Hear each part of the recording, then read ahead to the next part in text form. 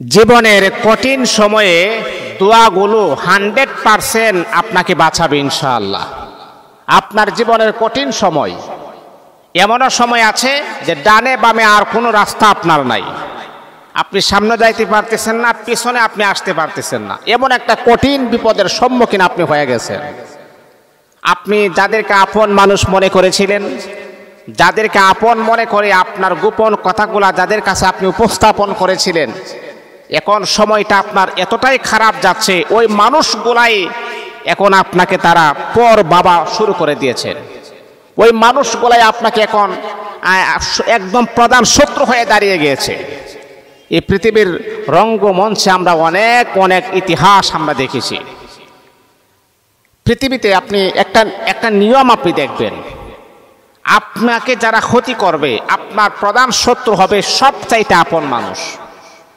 কোনো অপর ব্যক্তি আপনার আপন হবে না, কোনো শত্রু হবে না। আজকে আমরা ঢাকা রাজধানীতে দেখা যায় বন্ধু বন্ধুকে ডাইরেক্ট হ্যাটাক করে ইন্তেকাল করাই দিয়েছেন, মেরে ফেলেছেন। বন্ধু এক বন্ধুকে ডাক দিয়েছেন, আসো আমরা চা খেয়ে আসি, আসো আমরা মিষ্টি খেয়ে আসি, আসো সেই জায়গাতে যাব। যাওয়ার পরে পরিকল্পিতভাবে তাকে হত্যা করা হয়। তাহলে যাকে আপনি এতটাই বিশ্বাস করলেন, শেষ পর্যন্ত ওই বিশ্বাসী মানুষটাই আপনার জীবনটা পর্যন্ত কেড়ে নিয়েছে। মুসলমান, আমি আপনাকে বলবো, জীবনের কঠিন সময়ে দোয়াগুলো 100% আপনাকে বাঁচাবে ইনশাআল্লাহ। এই দোয়াগুলো আপনি করবেন। জানেন, আল্লাহ পাক রব্বুল আলামিনের খলিল ইব্রাহিম আলাইহিস সালাতু ওয়াস সালামকে যখন আগুনে পুড়েছিলেন, ইব্রাহিম আলাইহিস সালাতু ওয়াস সালাম একটা দোয়া করেছিলেন, হাসবুনাল্লাহু ওয়া নি'মাল ওয়াকিল নি'মাল মাওলা ওয়া নি'মান নাসির। আল্লাহ, তুমি আমার জন্য যথেষ্ট, তোমার সাহায্য ছাড়া দ্বিতীয় কারো সাহায্যের আমার প্রয়োজন নাই। এমন সময় জিবরাইল আমিন ফেরেশতা এসে বলতেছে, ইব্রাহিম, তোমার সামনে জ্বলন্ত আগুন, এই আগুনের মাঝে পড়ে তুমি একদম শেষ হয়ে যাইবা। তুমি যদি আমাকে বলো, আমি তোমাকে এই জ্বলন্ত আগুন থেকে আমি তোমাকে হেফাজত করব, জ্বলন্ত আগুন থেকে আমি তোমাকে উদ্ধার করব। দেখেন, এমন একটা সেনসিটিভ সময়, এমন একটা কঠিন মুহূর্তে আল্লাহ তাআলার খলিল ইব্রাহিম আলাইহিস সালাতু ওয়াস সালাম বলেন, তুমি কেন আমাকে হেফাজত করবা, তুমি কেন আমাকে উদ্ধার করবা? কারণ যেই রব, যিনি আমাকে দেখতেছেন যে আমি ইব্রাহিম আগুনে পুড়ে আছি, আমার রব যদি খুশি হয় যে আমি ইব্রাহিম আগুনে পুড়লে আমার রব খুশি হবে, আমার আল্লাহ খুশি হবে, তাহলে সেই আল্লাহর জন্য, সেই বন্ধুর জন্য আমি 1000 বার আগুনে পুড়তে আমি প্রস্তুত আছি। এ ভাই জিবরাইল, তোমার কাছ থেকে আমি কেন সাহায্য প্রার্থনা করব? আল্লাহু মাআকুম আইনামা কুনতুম, আমার আল্লাহ তো আমার সাথে আছে, আমার আল্লাহ তো আমাকে দেখতেছেন। আল্লাহু বিমা তা'মালুনা বাসীর, স্বচক্ষে আমার আল্লাহ আমাকে দেখতেছেন। জিবরাইল, তুমি কেন আমাকে বাঁচাবা? আমার আল্লাহ যদি আমাকে না বাঁচায়, তাহলে আমি ইব্রাহিম, তোমার বিন্দু পরিমাণ সাহায্যের প্রয়োজন আমি ইব্রাহিমের লাগবে না। তুমি কেন আমাকে বাঁচাবা? আমার কষ্ট দেখে তোমার মনে এতটাই কষ্ট লেগেছে, আমার আল্লাহ তো আমাকে দেখতেছেন। আমার আল্লাহ যদি তার অন্তরে কষ্ট না লাগে, তাহলে আমার প্রয়োজন নাই, তোমার সাহায্যের আমার প্রয়োজন নাই। আল্লাহ পাক ইব্রাহিম আলাইহিস সালাতু ওয়াস সালামকে আমার আল্লাহ কুদরতিভাবে হেফাজত করেছিলেন। এই জন্যে এই দোয়াটা বড় ইম্পর্টেন্ট, এই দোয়াটা বড় গুরুত্বপূর্ণ দোয়া। হাসবুনাল্লাহু ওয়া নি'মাল ওয়াকিল, হাসবুনাল্লাহু ওয়া নি'মাল ওয়াকিল নি'মাল মাওলা ওয়া নি'মান নাসির। এই দোয়াটা আপনি পড়বেন বিপদের সম্মুখীন হলে। 2 নাম্বার হলো মুসলমান আমার,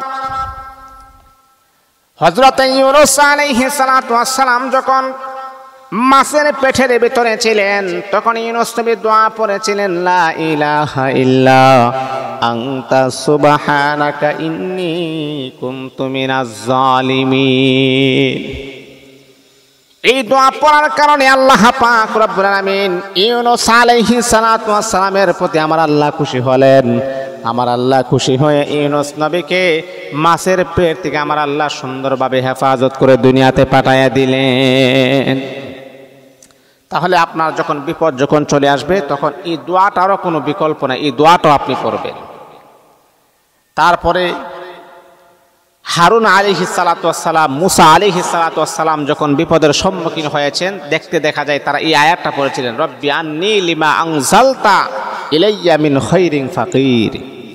এই দোয়াটাও আপনি করবেন। ও আমার মুসলমান বন্ধু, আপনি আরো কিছু দোয়া আছে, সেই দোয়াগুলো আপনি পড়বেন, ইনশাআল্লাহ আপনার বিপদ থাকবে না। আইয়ুব আলাইহিস সালাতু ওয়াস সালাম যখন বিপদের সম্মুখীন হলেন, আল্লাহ পাককে বললেন, রব্বি আন্নী মাসসানিয়াদ দুররু ওয়া আনতা আরহামুর রাহিমিন। হে আল্লাহ, হে রব, হে আমার মালিক, আমাকে কষ্ট স্পর্শ করেছে আর তুমি তো অত্যন্ত দয়ালু। আল্লাহু আকবার, আল্লাহু আকবার।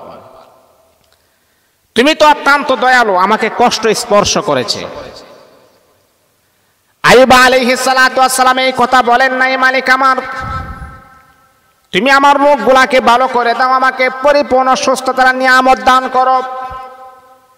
পয়গম্বর আইয়ুব আলাইহিস সালাতু ওয়াস সালাম এই কথা বলেন নাই, কারণ হলো আইয়ুব আলাইহিস সালাতু ওয়াস সালাম খুব ভালো করে জানেন আমার রব তো আমাকে দেখতেছেন, আমার রব তো আমাকে পর্যবেক্ষণ করতেছেন, আমি কেন বলবো?